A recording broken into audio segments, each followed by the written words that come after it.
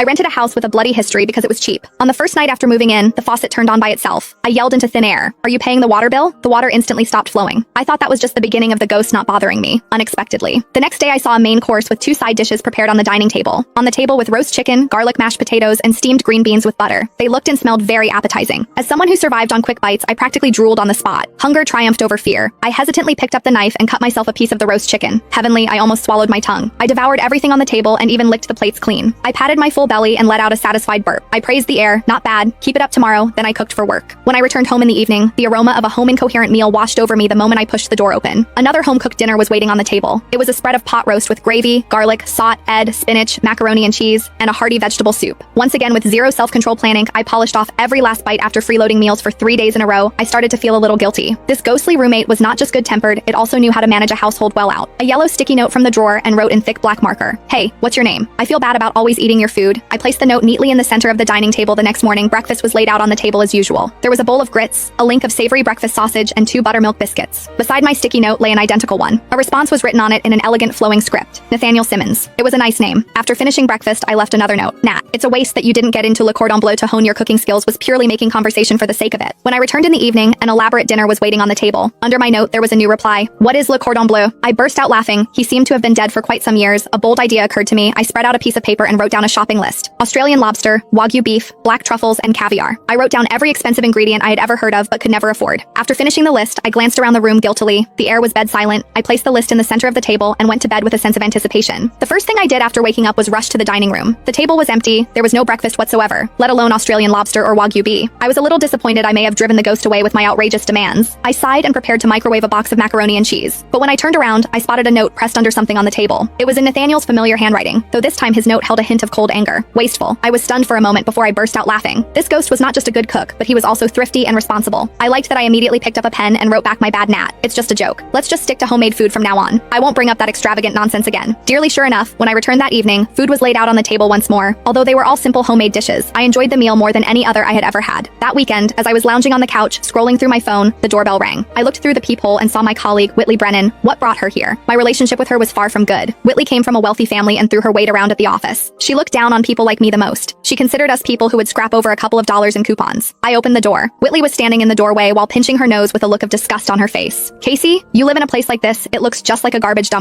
I swept across my small studio apartment with contempt. "I heard the rent for this place is ridiculously cheap. There couldn't possibly be something wrong with it, could there?" I said flatly. "It's quite good. It's spacious, bright, and the neighbors are nice." Whitley laughed exaggeratedly. "Neighbors? Would you even dare to go out at night in building? I heard someone died here. She was just here to gloat. I could not be bothered to